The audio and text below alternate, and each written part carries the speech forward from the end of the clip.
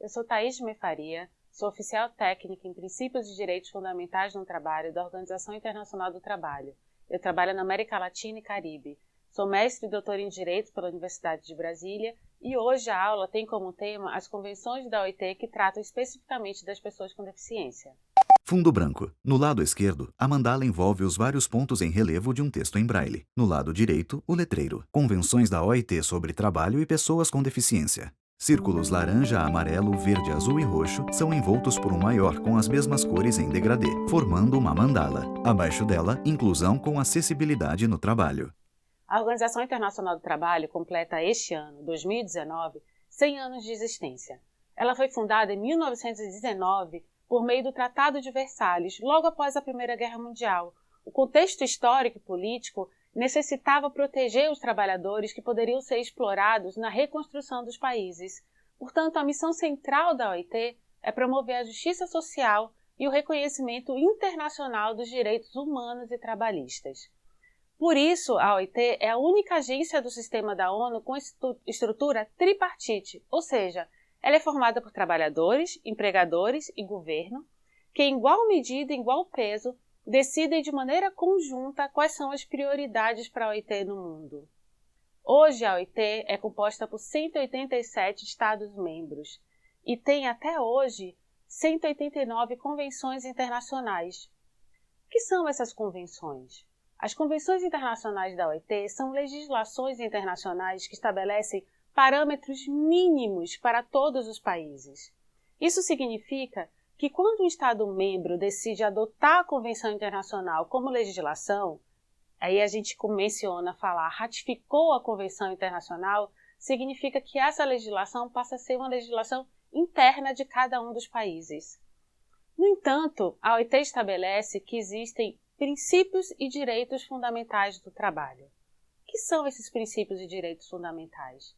São patamares mínimos de exigência para respeitar os direitos humanos de todas as pessoas, trabalhadores e trabalhadoras de todo o mundo. Os princípios e direitos fundamentais no trabalho são 4. Erradicação do trabalho infantil, erradicação do trabalho escravo, a não discriminação no trabalho e a proteção da liberdade sindical e negociação coletiva. Dentro do guarda-chuva dos princípios e direitos fundamentais, existem algumas convenções que são consideradas as convenções fundamentais na OIT. Isso significa que os países membros, ainda que não ratifiquem essas convenções, devem obedecer a essas convenções porque elas são basilares para respeitar os direitos humanos em todo o mundo. São essas as convenções: a 87 e a 98 sobre liberdade sindical e negociação coletiva, a 29 e a 105 sobre trabalho forçado, a 100 e 111 sobre discriminação, a 138 e a 182 sobre trabalho infantil. Nesse arcabouço de convenções que a OIT tem, existem algumas convenções que falam diretamente das pessoas com deficiência. É importante dizer que todas as convenções da OIT são aplicáveis a todos os trabalhadores e trabalhadoras sem distinção. Portanto, as pessoas com deficiência são atendidas e atingidas e estão respeitadas em absolutamente todas as convenções e recomendações da OIT.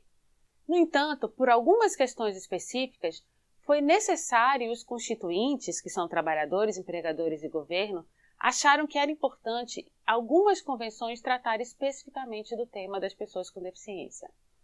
Eu posso colocar agora uma das convenções que imagino que seja a Convenção Central sobre Discriminação, que é a Convenção 111, já ratificada pelo Brasil, portanto, lei nacional. Essa convenção ela diz no seu caput a seguinte definição: qualquer distinção, exclusão ou preferência baseada em motivos de raça, cor, sexo, religião, opinião política, ascendência nacional ou social, que tenha como meio anular ou alterar a igualdade de oportunidades de tratamento no emprego e na ocupação. Em tela cheia, a definição de discriminação está escrita em preto sobre fundo branco. Essa é a definição de discriminação para a Convenção. Vocês podem perguntar, mas eu não falei de pessoas com deficiência nessa definição. Mas o que a Convenção quer dizer é que qualquer situação que coloque um trabalhador ou trabalhadora numa situação de desigualdade é considerada discriminação. Portanto, as pessoas com deficiência estão absolutamente inseridas nessa convenção como pessoas que devem ser protegidas e que devem ser olhadas. Algumas pessoas perguntam, mas qual é a utilização prática da Convenção. Fundo branco. Metade da mandala gira no canto esquerdo. Do alto desce o texto. Estudo de caso.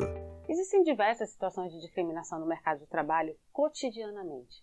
Algumas são mais óbvias e mais claras, e outras são um pouco mais sutis. Eu posso dar alguns exemplos, por exemplo, que já chegaram à OIT, já tiveram sentenças, já tiveram discussões muito claras.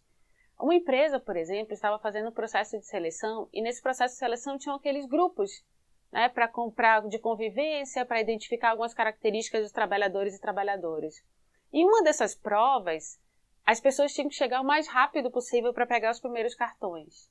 Como uma pessoa que tem deficiência de locomoção vai chegar o mais rápido possível para pegar o cartão? Ela necessariamente vai estar numa situação de desigualdade. E a situação de desigualdade não tem nada a ver com a capacidade profissional dela, mas com a condição física, que é diferente de uma condição física de uma outra pessoa. Então, são essas situações no cotidiano de uma empresa do mundo do trabalho que podem se transformar e que são configuradas numa situação de discriminação e que devem ser olhadas de maneira diferente.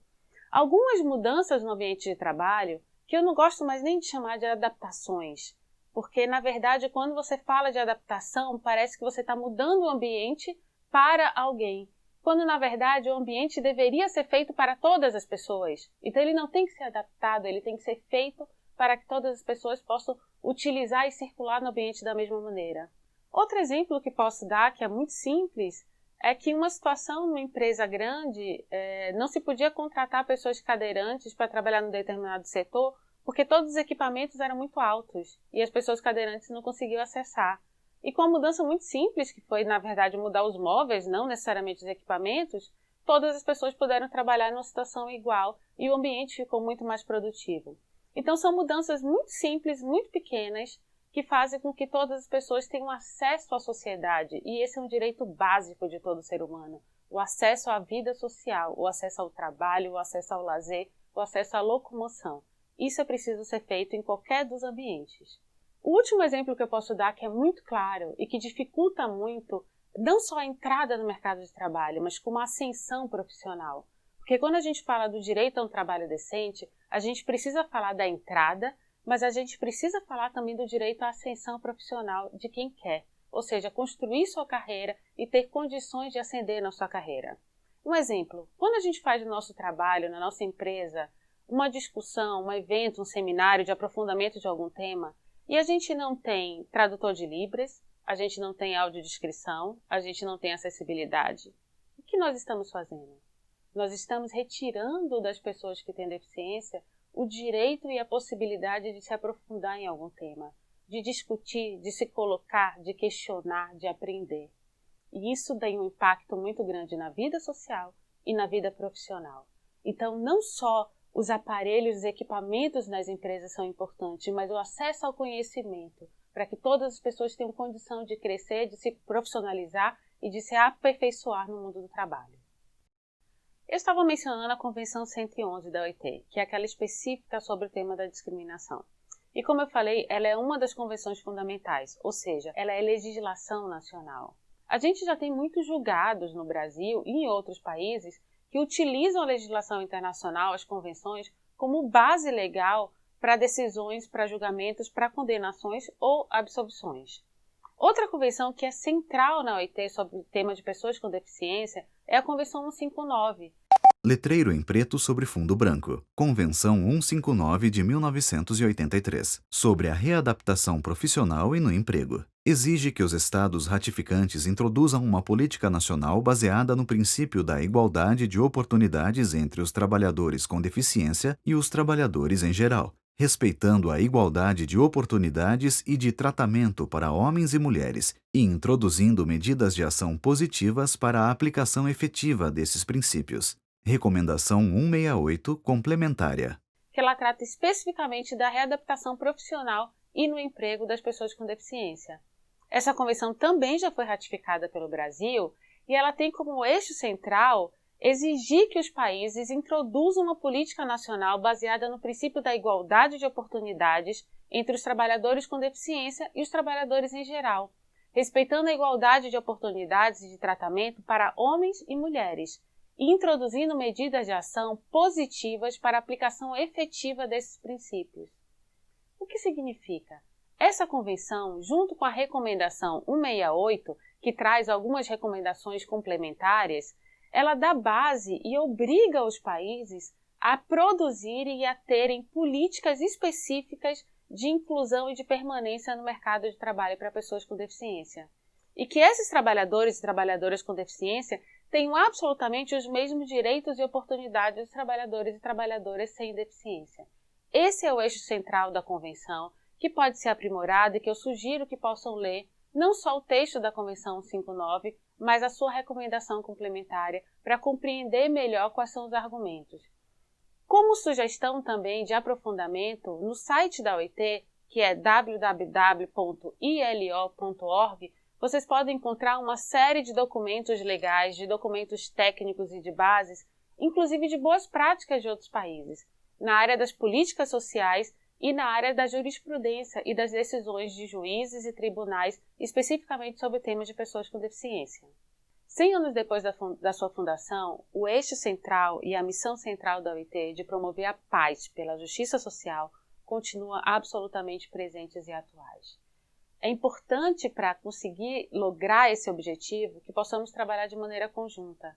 Por isso, um grande objetivo da OIT é trabalhar com diálogo social, que significa sentarem na mesma mesa trabalhadores, empregadores e governo, e juntos discutir medidas e caminhos para o nosso progresso. E um progresso econômico, ele é necessário e é importante quando ele está junto com a justiça social. Trabalho decente. Algumas pessoas perguntam o que significa o trabalho decente. Primeiro é importante dizer uma coisa. Ele não tem absolutamente nada a ver com algum conceito de decente no Brasil que possa ser algum tom moralista. O trabalho decente tem, por definição, um trabalho em situação de igualdade, liberdade, dignidade e segurança.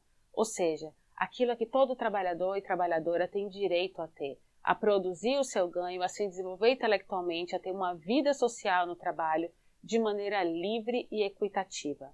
E para isso é fundamental que continuemos trabalhando com o tema da justiça social no país e o tema das pessoas com deficiência, que hoje são milhões nesse país e que estão excluídas no mercado de trabalho e que não produzem, que não dão toda a sua capacidade de produção por absolutamente preconceito, discriminação, não adequação da sociedade para que todas as pessoas possam ter a utilização igual de todos os meios sociais. É preciso que juntemos todos nós e todas as forças, trabalhadores, empregadores, governo, judiciário, sociedade civil, para que juntos possamos transformar esse país e esse mundo em um país onde efetivamente todos tenham acesso de maneira igual. Bom, nessas breves palavras, porque na verdade foi muito pouco tempo, o objetivo central foi trabalhar alguns temas da OIT, o conceito da OIT, a importância da OIT nos países e seus Estados-membros, incluindo o Brasil como Estado-membro fundador da OIT, e algumas convenções internacionais, especialmente a 111 e a 159, que tratam especificamente do tema das pessoas com deficiência. Eu convido vocês a refletirem um pouco mais sobre o papel das legislações internacionais, a sua aplicação no direito nacional, e para isso vocês podem achar em diversos materiais no site da OIT ou em outros sites dos parceiros, e nós da OIT no Brasil estamos absolutamente à disposição para seguir com a discussão. Muito obrigada pela oportunidade, espero que esse curso realmente seja uma possibilidade de aprimorar todos os nossos conhecimentos. No topo da tela, a mandala e o texto.